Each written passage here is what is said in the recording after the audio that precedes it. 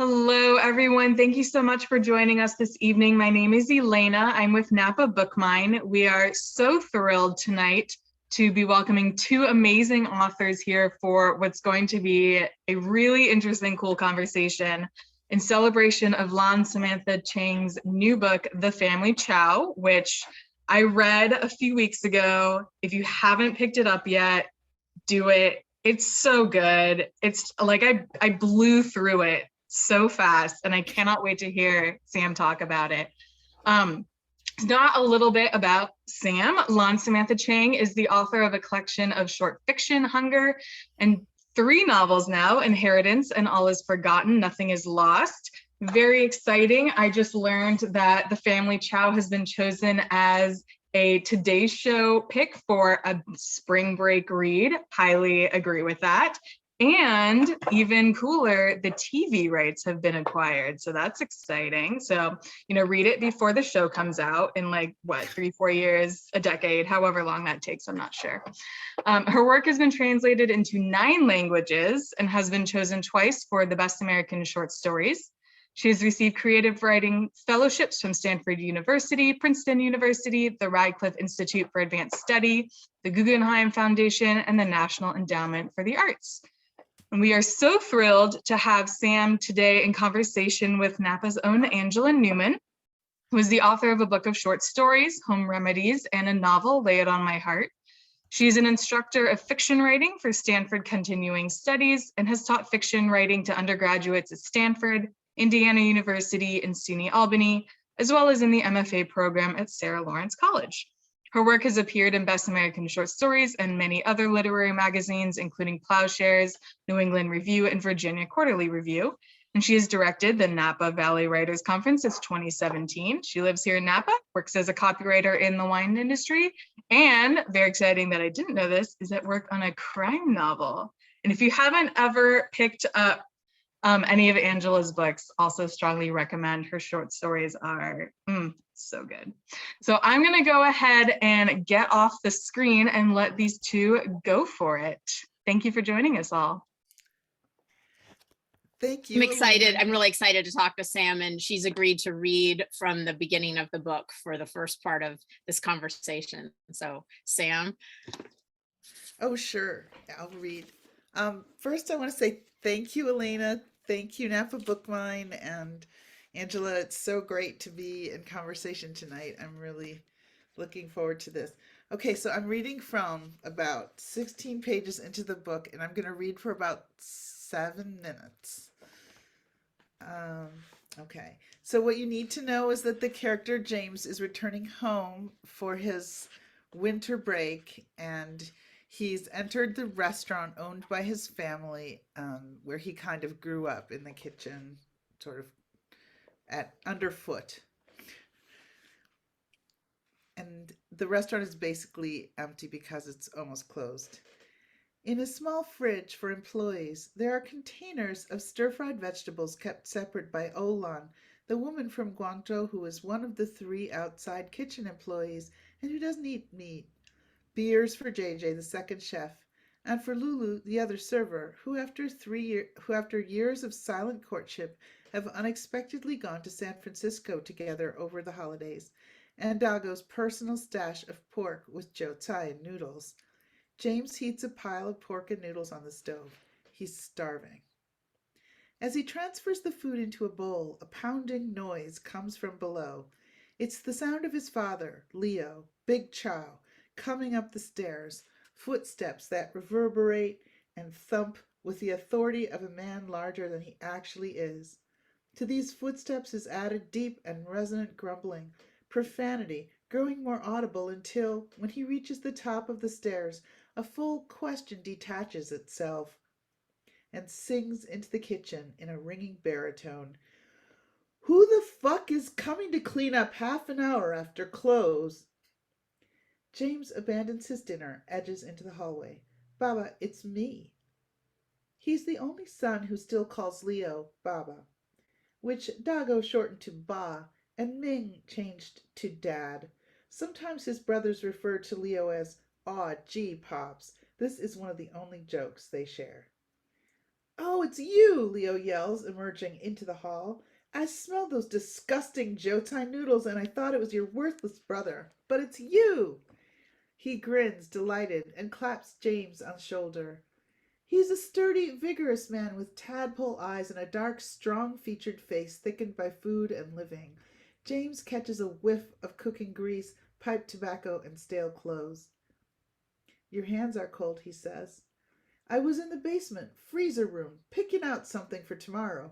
Over Leo's shoulder is slung a restaurant delivery bag.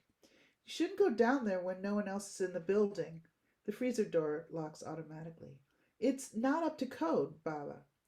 It's fine, his father says. Jerry Stern worked his magic with the city inspector. I told your big brother, study law, but he doesn't listen. Majors in music. Now baby Mozart's paying off his loans cooking for Americans. Like the rest of the community, Leo uses the term American to describe any outsider. The term is half ironic, half utilitarian. James is disappointed Dago isn't here to welcome him home. He doesn't dare ask his father where Dago is, doesn't want to provoke him.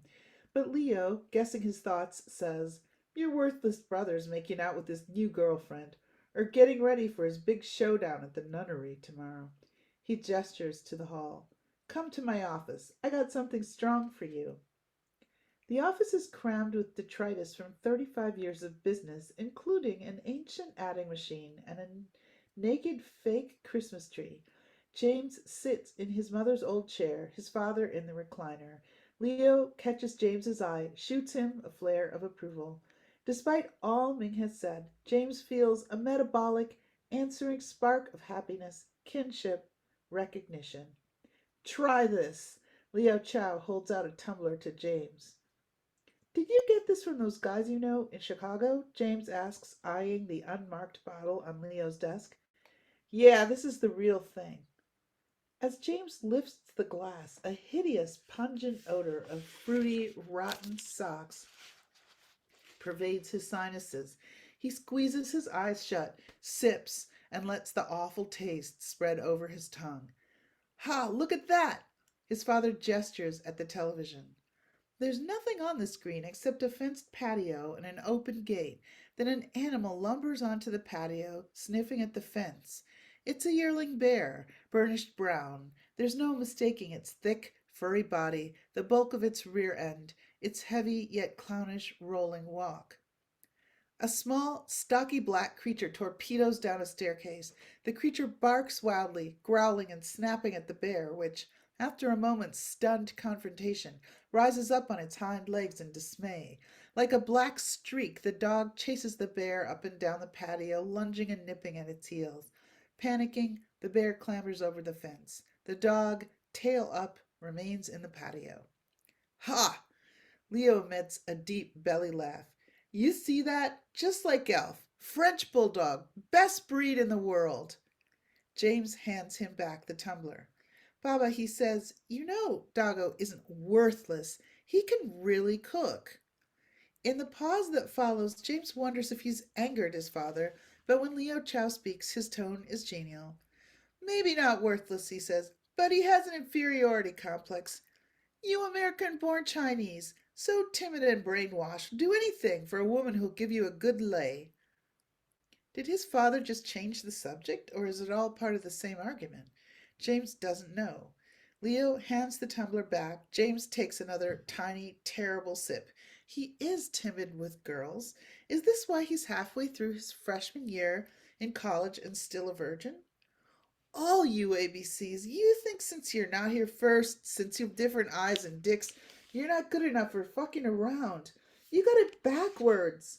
We came to America to colonize the place for ourselves. That means spreading seed, equal opportunity for fucking. You know what the biggest disappointment of my life? Seeing my oldest son pussy whipped by one white woman. He frowns at the TV. Its dim light flickers over his features. My stinking son. Brainwashed by his mother and teachers, they say, you're special. Ha! You can do anything you want. Nobody can do anything they want. Do you think I want this dog's life? No, I do what I have to do. But my oldest son, he's trying to find himself. What's to find? Decides to be musician. Then he leaves the East Coast with his tail between his legs. He's wasted years of life. He's amazing in the kitchen, James says. They watch images move across the screen. Baba, he says, if you can be anything you want to be in America, then why can't you do what you want? And what if you don't want to be big and rich? What if you want to be small? Is that what you want? Snorts Leo. James struggles. How to explain to his father what he wants? It's something he has only just begun to put into words, and only to himself. I'm not ambitious like Ming, he says. I don't want to be super rich or buy expensive real estate. I'm not ambitious like Dago either. I don't need to be as creative as he is or to make people happy. It's not that I don't want to be interested in my job. I do want to help people. But I want to feel small, to be a small piece in the big mystery of everything. He stops to think, trying to explain his own curious desire. I want to get married and have kids and a dog. I want to walk the dog in the morning, go to work, and come home at night. Mostly what I want is, well, an ordinary life. An ordinary life. Leo smiles in the half dark. Blood sacrifice, he yells, startling James. I came over in 1972. Pioneer, breaking land, I sacrificed myself. Also, my sons could be magnificent. I did all this, only to be dog father. Is anyone grateful? We're all grateful. I'm going to die dog father. I'm going to die, Leo yells, glaring up at James. His bellow thins to a theatrical mew. How is it possible I'll die so far away from home? The face of the man in the train station appears before him. James closes his eyes. Don't say that, Baba. Leo huffs. Invisible sparks fly toward the television. Don't worry, he says. I'm not going to die. No, Baba, James says. Although he knows this is impossible, he believes it. You'll never die. Not me, Leo smiles. Ah, James, my good boy. Not my most accomplished boy. Not my most talented boy. But you're my boy. You love me. Thanks. Thank you. I confess I asked Sam to read that section for so many reasons. One, because I love Leo's ranting, and we've talked a lot in lately about just the power of the rant, this uninterrupted, diatribe, and he has, I think, 3, if not 4 in there. And I don't want to give too many spoiler alerts, but he does die. So this repetition of he's not going to die. James believes he's not going to die. I am going to die. It's just so interesting to me that it's all sort of laid out there. And then that is what happens. And the mystery is who has done it. One of the mysteries of the book. So thank you. It was a delight to hear you read. Maybe we could start. So Sam and I know each other from the Napa Writers Conference, and she has come for every year for as long as I've been involved, and about a decade before that too, I think, and has been working on this book for, is it 14 years, 13 I years? haven't actually counted. I know it's a long, I guess like I started, actually part of what I just read was written in 2005. Okay. The part where he comes up the stairs with the, a man larger than he really is, that's was 2005. He's such a powerful character, and he has so much weight in this family, obviously. But we've heard, those of us who have been at the conference for years have heard snippets of this every year, and we have just been waiting to get it all in one place. So it's just a real pleasure to see how it all has come together in a way that I could not have imagined from what I heard. So it's just really exciting. But I wonder if you could start with something you mentioned at another event, which was this book's relationship to the brothers Karamazov, and how that inspired you and even helped you formally, maybe. Sure. I mean, to make it the long story short, I was obsessed with the brothers Karamazov, and sometime So there are two parallel tracks. One is what I was reading, and the other one was what I was trying to write. So I was obsessed with the Brothers Karamazov to the point where I was like, sort of like, kind of persuading or goading my students into reading it with me. And then I also did a a bookshop about it at Warren Wilson MFA program, and I read it over so many times that it became internalized. But before that happened, um, I wrote this 100-page passage about a family, and the Leo Chao character was there, except his name was Peter. I don't know why, actually, when I think about it. Um, but he comes up the stairs um, in that passage. And I guess earlier in that scene, there's a section where, gosh, food is described. You know, various descriptions of food were also from 2005. But I threw away. I had 100 pages, and then sometime a bunch of things got in the way. Like for one, I wrote a different novel that was very short, but it was a whole project. And then before that, I had a baby, and then before that, uh, my husband and I moved out to Iowa City, and I started this really complicated job. So a lot of stuff happened.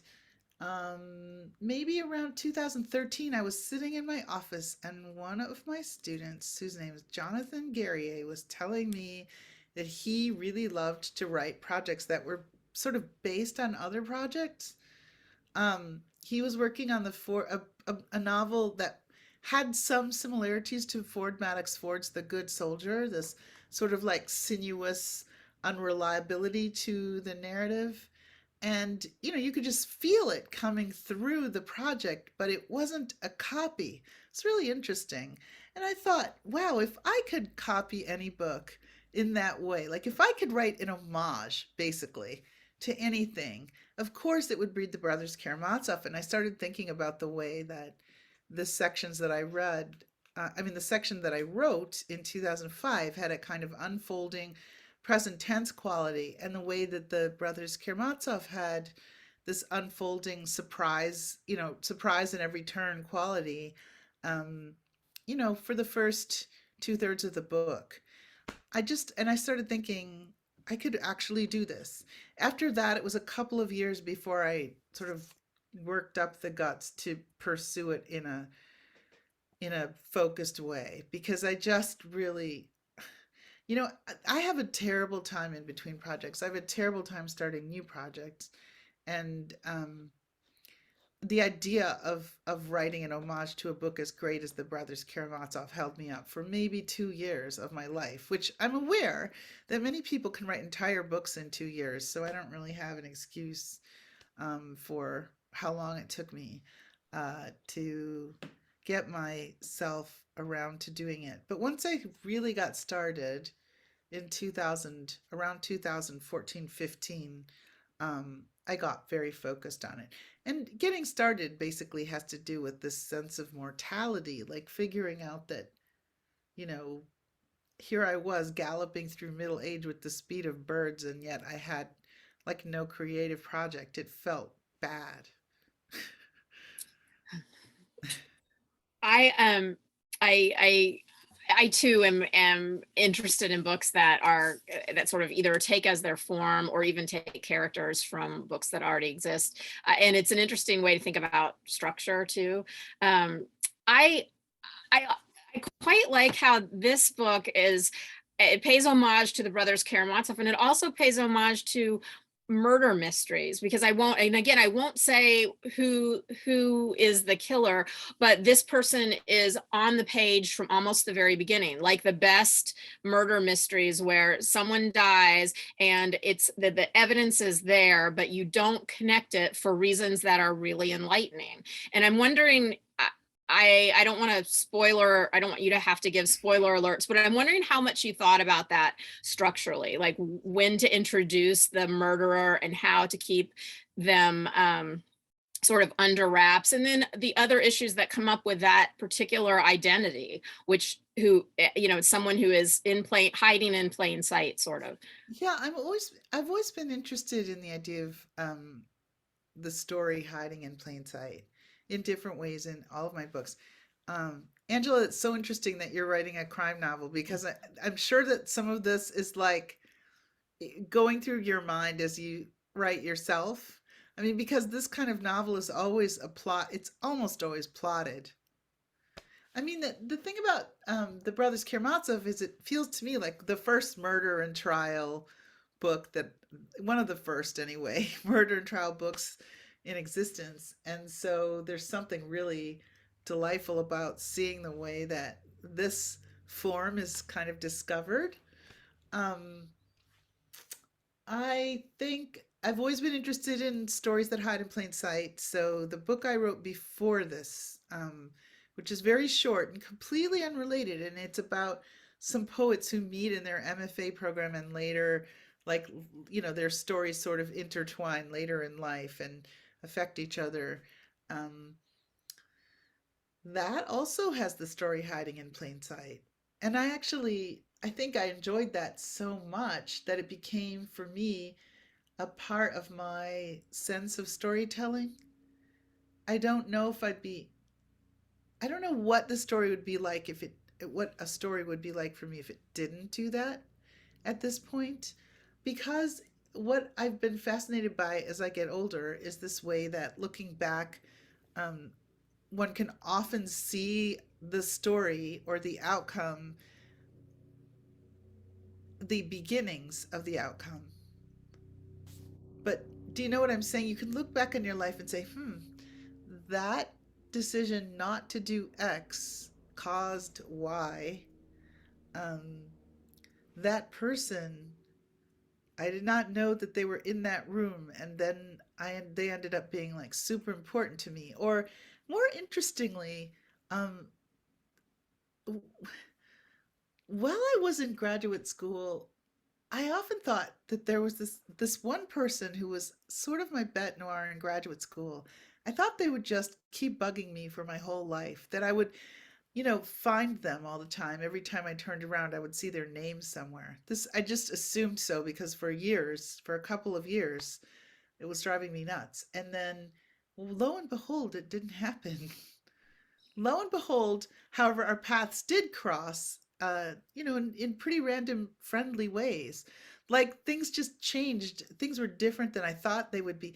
But then the person whose life did intertwine with my life in a very fateful way was not at all that person. It was some completely unrelated member of the community. I just think that's interesting, you know?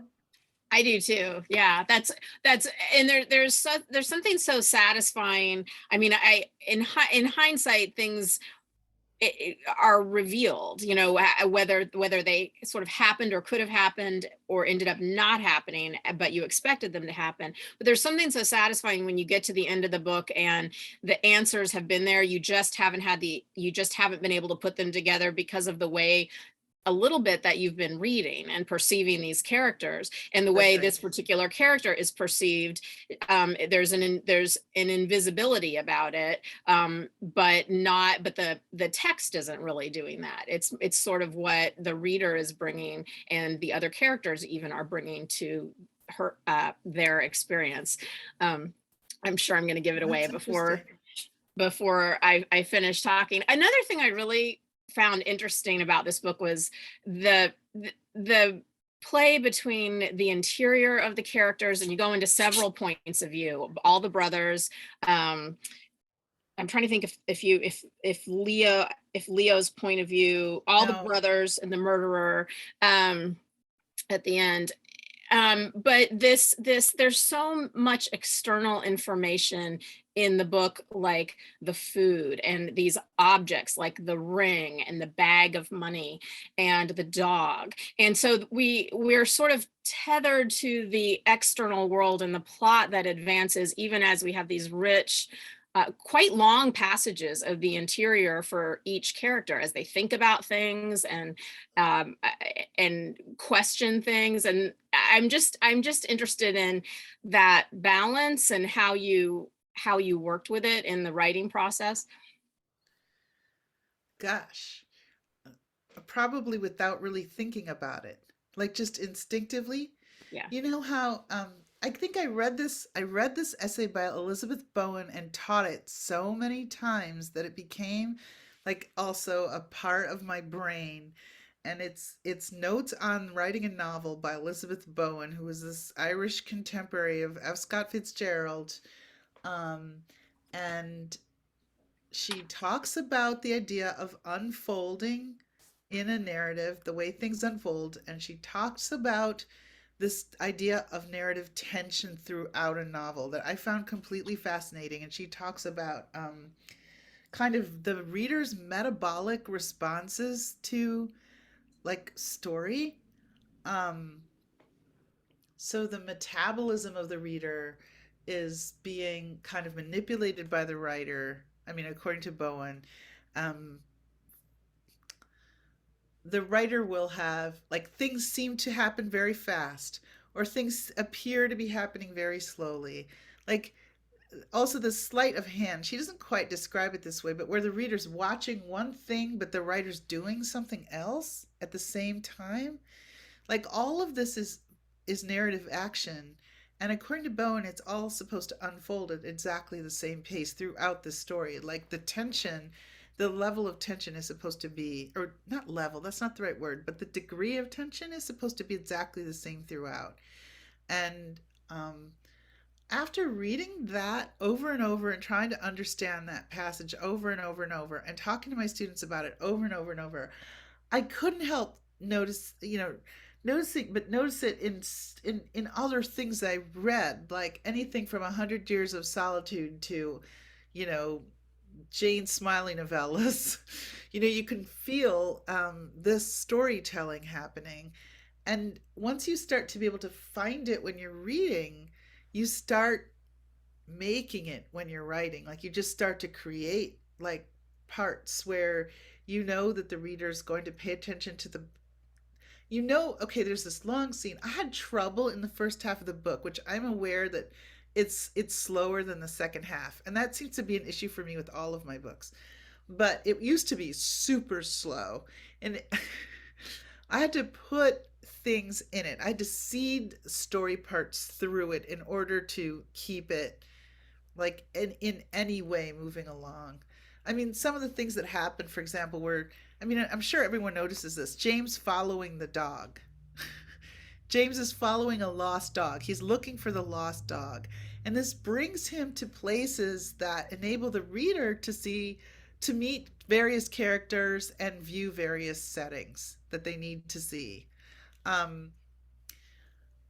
Dostoevsky did not do that in The Brothers Karamazov, by the way. He has them like handing notes to each other, and I do that only once as sort of a gesture toward the novel, but I could not put as many notes into my book as he did.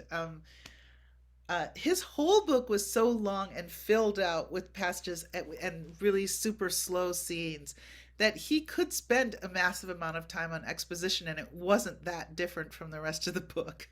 But I really had to cut my exposition and weave in elements of the plot. And for example, the bag of money came up, it like surfaces in the middle of an expositional scene where I'm busy trying to show Ming and Catherine's relationship and various other things in the restaurant. Like I have to have the bag of money come up, otherwise I think it would have gotten so slow that you would have just stopped instantly. I don't know. Maybe some people do stop in some of those scenes. So yeah, I did some of that consciously now, but I did it knowing after having read that book that I had to keep the action moving. It's hard to put a bag of money in a book and not picture the sort of cartoon bag of money with like the money dollar sign on yeah. it. And it disappears. It's like nobody knows sort of where it's gone. And so it would recede from my thinking, and then it would come up again. And you're like, oh yeah, where is that bag of money? Yeah. and then the person whose bag of money it is comes looking for it, the family Yes. member. So it creates, it sort of stimulates moments of tension throughout, but it also is part of this larger arc of like possession, ownership, inheritance, maybe. Sure. And this idea of a life savings, which is about people scraping up all their money and keeping it in cash, which for a long time a lot of Chinese immigrants did for various reasons. Like, I don't think it's just Chinese immigrants. I think there are certain people who just have to keep their money in cash. Um, the bag of money, I mean, if you think about it, what I tried to do with it, I don't know if it worked. um, but every time it comes back, it's the question about it is slightly different, which is sort of the purpose of repetition. You repeat and repeat, but it must change. So the first time you don't even realize what's in it. And then when it comes up again, the question is, oh yeah, that bag. What about that bag? And then we discover in the next scene that what's in that bag is actually somebody's life savings. So I don't know. I thought a lot also when I was writing the book about what Marilyn Robinson always said about trying to do more than one thing at a time. So not only do you find out that it's money, but you've been sort of given a description of what the life savings means to various characters at the same time. And also it comes right on the heels of Ming, who's this like incredibly sort of like money conscious person, sort of going on about his life's ambition of, I mean, basically making a big pile of money. Yeah, it um, carries with it so much character information and psychological information, just like the ring does too. And the ring is Dagu has given the ring to Catherine, and he wants it back, and she's keeping it, and he even comes up with a plan to try to buy it back, and she's not going to give it up, and eventually someone else comes into possession of the ring. But it's so interesting the way these objects are loaded with really with depth and really complex and character information. And you're right, yeah, nothing is just doing one thing. I wonder, it might be of interest to some folks which parts you wrote first, and how, when it came to putting the book together, did you rearrange, or did it come out in a fairly linear way? This is a question that nobody has asked me, and I've always wanted to answer this question for this book, which is that it was written completely out of order. Like when I started writing novels, I would start at the very beginning of the novel and then I would obsess about the opening chapter. I mean, I've wasted years of my life on like a particular opening chapter to one of my novels, my first novel. I mean, I I've realized that I don't have enough time. It just doesn't work for me to try to write in order because I don't know why it doesn't work, but what does work for me is to write parts that I know have to be in the project somewhere and then figure out how to get from one to the other. So like in my last book, there there was a scene at the end where somebody's dying, and I think I wrote that scene probably about a third of the way through the process of writing the novel. Um, uh, I think in this book, um, probably the first thing that was written was Leo coming up the stairs, which is why it was really nice that you asked me to read that part. I think his character was at the center of this project long before it became attached to the Dostoevsky project. And one of the things about the project was I was trying to find a way of writing that was big enough to encapsulate like the size, like the larger than life quality of my own dad, who is not an immoral person like Leo Chao. He was a good person, but he had like a huge personality, and he was difficult, and he was loud, and he was sometimes politically incorrect, and I just couldn't find it. I couldn't find it um, in the literature that I was reading, mostly uh, during my formative years as a writer. I did start finding fathers like this after I started this project. Somewhere along the way, for example, I discovered the father in Patrimony, Philip Roth's tribute to his own father, um, who sounds in many ways kind of like my father. um, and according to other people I've met, is very similar to their father. Uh, but anyway, I wanted a kind of style container big enough to encompass the extremes of my dad's personality. But not just my dad. I think everyone in our family has extremes. Or let me just say, okay, let's not speak on behalf of my family members, but I have extremes. I just wanted to find something capacious enough to hold like a larger scope of personality than what I could do with the literary um, forebears I'd been reading up until that point. Put it that way. Yeah. I mean, any of us who did an MFA in the 80s or early 90s, it was like the MFA programs arose with at the height of minimalism, I guess. And so we I all guess. learned the same rules that, and as I got out of my MFA, I started reading books and I was like, well, this book doesn't follow the rules. This book doesn't follow what it's nothing like, but it was such a style of restraint and Yeah. spareness, which worked really well for some writers, but I think really reduced some writers to something kind of flat sometimes and definitely not expansive. So I wonder how you gave yourself permission to break out of that and start writing with a style that you felt was suited or that your material demanded. I mean, one thing that happened was I just got tired of it. I got tired of craft. And I hate to say this. And I think I actually, like the one time I had a really bad workshop. Oh God, I shouldn't say this, but I did have a bad workshop at Napa where I told somebody, this is the end of craft. And I remember like I really hurt their feelings and I feel still incredibly bad about it. But I just got very tired of it. Like at one point in like 2009, I wanted to write a book called Against Craft. I think it's very popular now um, to be against whatever's taught in writing workshops. Yeah. Um, but and I don't know, I have mixed feelings. I feel like I got everything that I had from going to workshops, and so I'm not gonna slam it, but I got tired of teaching craft, partly because um I'd watched this happen with people where somebody would come in with something like very full of life, but a lot of mistakes, quote unquote.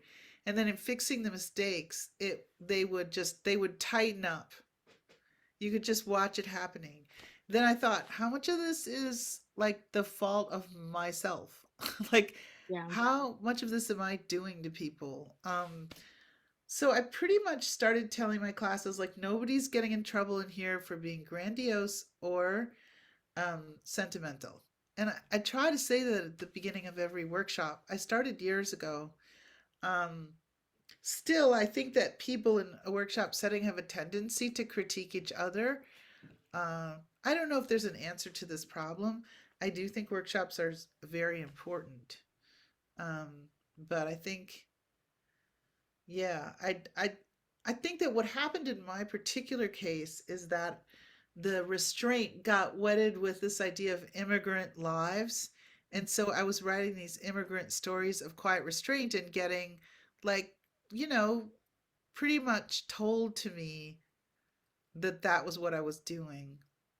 That's what I would do somehow seemed to be in the message also, and I just got tired of it Yeah. because I don't think that all immigrants live lives of quiet suffering. I was saying I think like in our case we lived lives of noisy suffering. Maybe we could, since we're in Napa Valley virtually, talk a little bit about the food in the Oh book yeah, because sure. it's such a There's a celebration of, food. there's a ton of food in the book. I think I just wanted to write a book that included all of life that I could think of at the time, and the food was a huge part of it. Also, the other thing is the Brothers Karamazov itself um, is has a lot of meals in it. There is a lot of food in that book. And actually, in the first maybe 600 pages, every time one of the characters eats, if it's one of the ones you're following, you hear about it. You hear about what they eat. You hear about, I mean, you could actually almost taste it. Like there's a fish soup. There's like a piece of biscuit bread. There's like, there's just a ton of meals. There's this incredible meal toward the beginning of the book that the monks eat. Everything is fish. Every single thing on the table has seafood in it. So interesting. If you're a well-heeled monk, what you eat is meat, but it's fish. Do you cook? Are you, I was mean, it personal experience? I have done my share of cooking. I would say mostly what I cook is the way my parents cooked, which is kind of Chinese techniques applied to American foods, which is what we grew up on in the Midwest. But then at one point, Dago himself gets to plan his Christmas meal, and it's huge, and it's a banquet, and basically it's banquet food that he makes, Chinese banquet food. I literally sort of took notes on my uncle's 80th birthday banquet. That was just such an incredible progression from when he takes this cash and he goes and he buys the alcohol and he buys the meat and he buys I mean, it was so patiently done, and so and yet it was riveting. It didn't all these details, and watching the process and his exuberance, and then it results in this incredible feast, even though there's a rumor going around that the meat that the competing restaurant has brought over is actually Alf, for the dog, and it's not. But apparently it tastes a little bit like mutton. So in some way it sort of, I don't know, it sort of takes on some of these stereotypes or rumors, and then kind of floods them and washes them away with this incredible meal. I mean, it's just a great scene. In fact, when you told me the other night that this was optioned by a television production company, I was like, wow, that scene is just waiting to be filmed. I just 20 years, 30 years from now, maybe. Yeah, it's cinematic. Maybe it'll be virtual and we can all taste it by then. Yeah, maybe.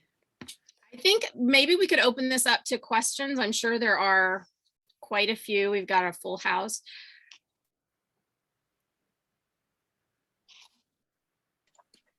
Okay, so we don't have any questions in the chat, just a couple of comments. But I'm sure that just means that everybody wants to ask their question in person. So if you do have a question, feel free, you're still welcome. There we go. I'm curious about whether there was like a meta element in the writing where you assumed the reader had read the Brothers Karamazov, and this is, whether it's supposed to stand alone. Hello, Wahini. Thanks for asking a question. I mean, no, I didn't assume that people had read the Brothers Karamazov because it's really long. I mean, it's. I mean, I'm doing a sort of a, how do you call that, community read on this book with a bookstore in Texas called Interabang. And actually it's hilarious because the Dallas Morning News, is that the name of the paper, keeps running articles about how it's going to help readers understand the Russian soul, quote unquote. Apparently in the last week, 300 extra readers have signed up to read the Brothers Karamazov because they're hoping that it'll give them some understanding to the violence that is currently happening in the Ukraine, and don't know if it will actually. But I just assumed anyway that the book was, I wanted to write a book that if you had read the Brothers Karamazov, you could enjoy the way in which some things were definitely referred to. For example, there's at least one dog in the novel. Mine has about 4,000 references to dogs, but I couldn't help taking that one part about it and going to town. But the brothers have certain characteristics that are similar. The father's, similar. That there are a lot of things, but one of the ways I wanted to reference that novel was sort of instinctively instead of literally. So I read the book until I had internalized it. And then when it was time to start writing in maybe 2015, I stopped reading the book for about 6 years. So I pretty much wanted to write it to the book in my mind rather than to the book open on the page. And I had this idea actually because Margot Livesey told me that, no, she didn't. She wrote in her book of essays on fiction that when she wrote her homage to Jane Eyre, The Flight of Gemma Hardy, she stopped reading Jane Eyre for years. Um, so I don't know if that answers the question. I think so. And also it kind of bleeds into the next one from Ron. Do you have some favorite novels in dialogue with or drawing on other books? Hi, Ron. It's Ron Nyren. Yeah, I can tell. Sarah and Sarah. Um, do you have some favorite novels in dialogue? With drawing on other books? With I think some favorite novels that are in dialogue with or drawing on other books, like the one you just mentioned with Jane Eyre. in dialogue. You know, at some point during this whole process, I got obsessed with rants and monologues because I was reading a ton of Thomas Bernhard, who I assume is a descendant of Dostoevsky. So there is a lot of that kind of monologue in my book. In terms of the dialogue, I don't know. That just came out of me. I think so. I think the question is books in conversation with other books. Right. Sort of like Okay. like Jane Eyre and Wide Sargasso Sea, or King Lear and the Thousand Zadie Acres. Smith's on Beauty and oh, can't remember the title. And Howard's End. Howard's End. That's right. I'm just reading. Sarah has supplied it. Okay. Thanks, Sarah. I had a formal question, and I don't want to take anybody else's questioning time, but I loved the way that you introduced the trial with a community woman's blog, and then also you introduced social media with people reacting. It's Dagu was on trial, and people reacting on Twitter and siding with him or siding against him, and I'm just curious about how that came about and you made those decisions. Okay, so the very beginning. Okay, so in the Brothers Karamazov, there is a line that introduces the trial in which the narrator of the book says, "I was there," and he also says, I'm assuming it's a man, but I don't know for sure, that that he was going to relate the events of the trial, but he wasn't sure that he was even going to be able to tell them in order. And so what it was an unreliable community narrator, first person but omniscient, who had gotten all of his info from talking to other people in town. And I found that sort of community narrator completely fascinating. I mean, he introduces himself at the beginning of the book as the author. It's like this one of these sort of notes, saying, "Okay, I'm the author, but don't take me seriously. Maybe I'm going to tell you this story.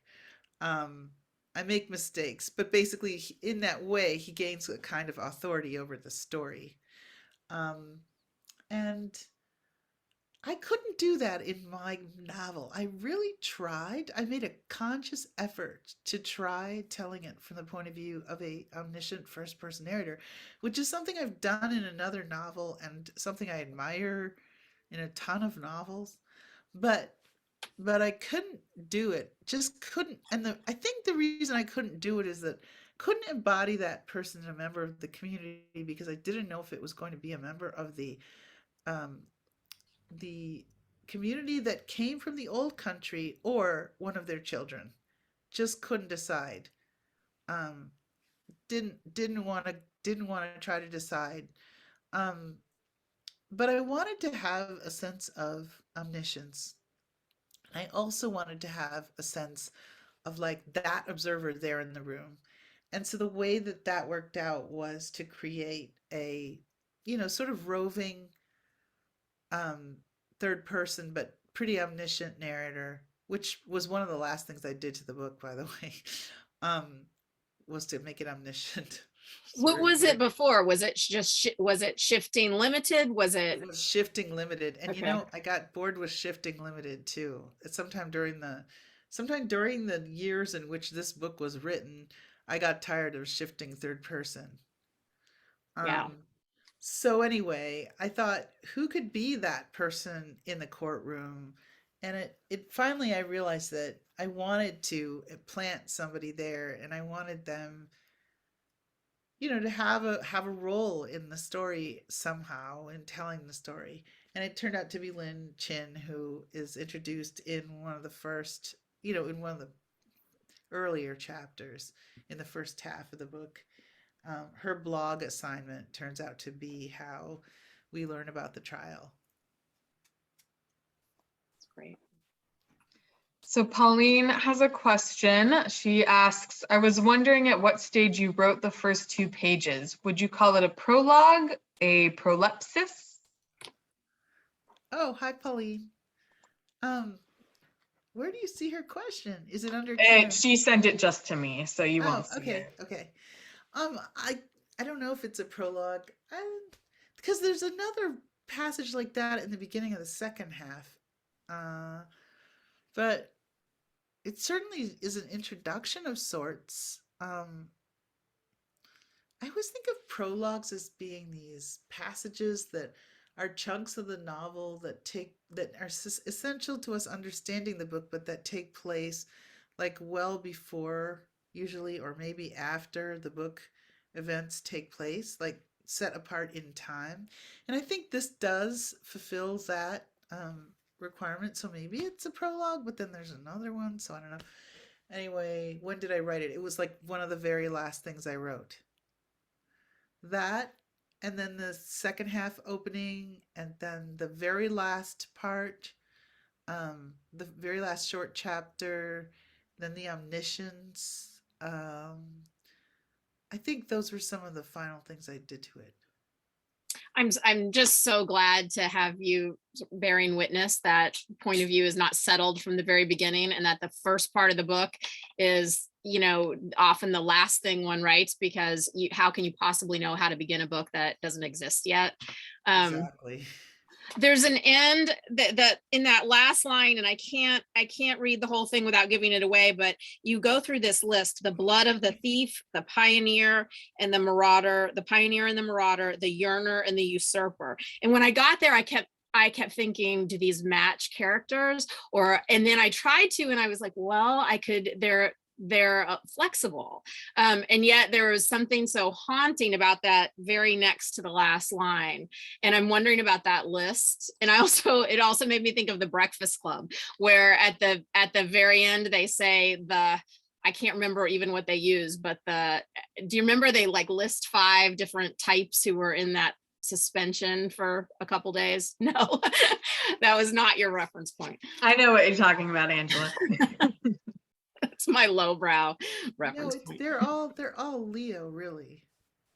He's all those things.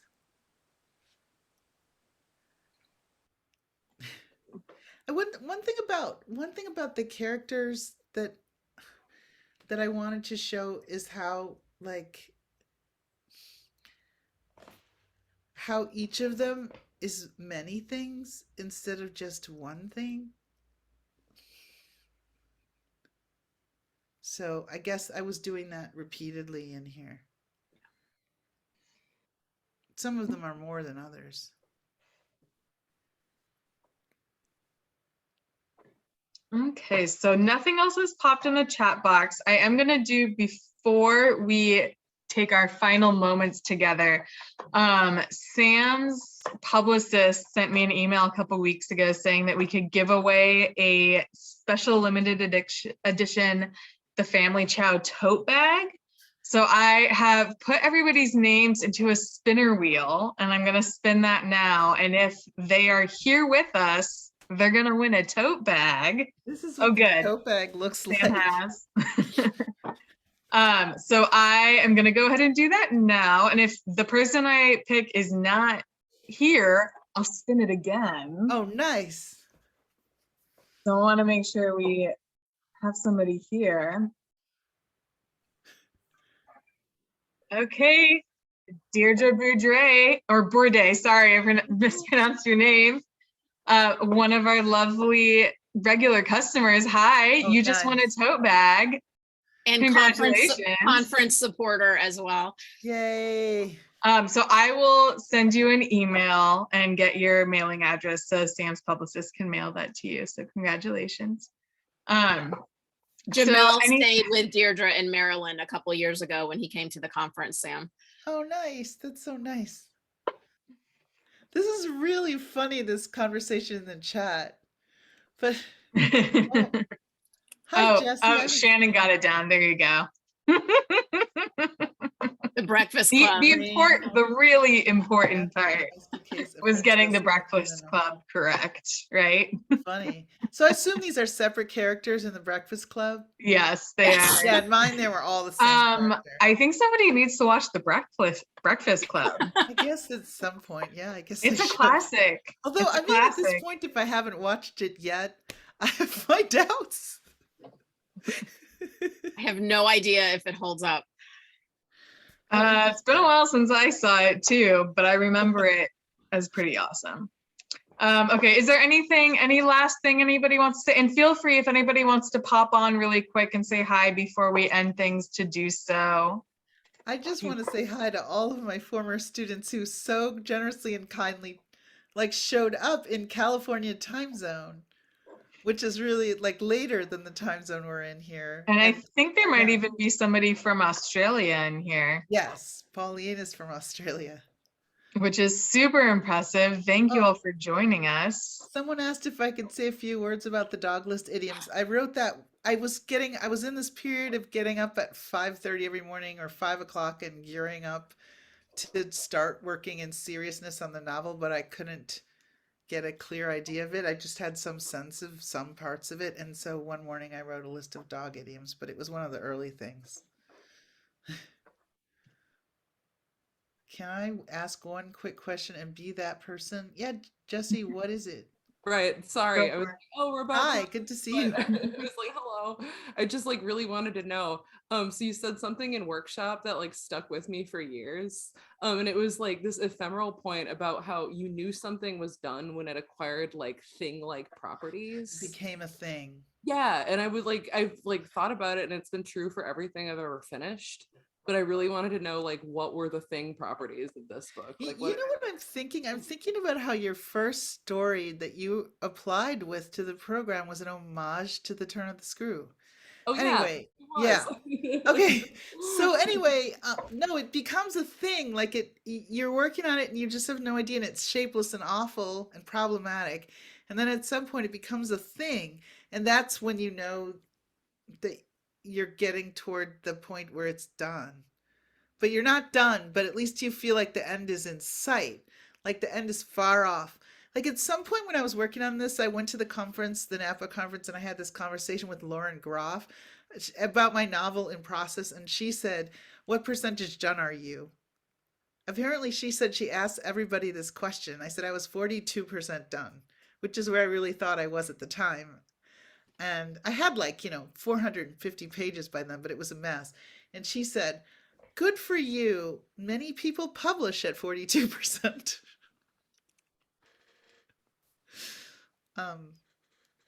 Yeah, okay. She also writes the first draft of a story in one day. Well, she writes a lot faster than I do, I've noticed. Something I've observed. Sorry, what? That's what she said at Napa, that she likes to get a first draft of a story out in one day. That's a manic day. Wow. It's very impressive. I was very impressed. One a year is about my speed. So that blew me away. Yeah, that's cool. Wild. Yeah. And on that inspiring note, so all of us are gonna write a story tomorrow, right? Yeah. That's what we're all doing. Yeah. This is the final virtual reading for my virtual reading tour. Like I'm doing readings at various schools, and I'm doing a lot of conferences, or no, festivals. But this is the last bookstore reading, I think. So it's just so sweet of everyone to come to the reading. Thank you so much. And thank you, Elena and Napa Bookmine. And thank you, Angela. And like, it was just a really special reading. Thank you so much, Sam. And thank you so much, Angela, for helping with this event. You're the impetus Yeah. for it. And I was so thrilled because you emailed me like a day or two after I finished reading the book. So it was kismet. Thank you everyone for joining us from near and far. We're so thankful to have you all with us this evening. We do have an active events calendar coming up. You can go to napabookmine.com, see what we've got coming. We even have a couple of in-person, so cross your fingers that those will actually happen. And of course, we'll put this event up on our YouTube page in a few days. And you can also purchase Sam's book from us. We ship domestically, so feel free to reach out. You can also purchase it online, napabookmine.com. Thank you all. Have a wonderful evening and a great almost weekend. Bye, everyone. Thank you. Thanks for coming. Bye, Sam. Thanks. Bye. Worth the wait.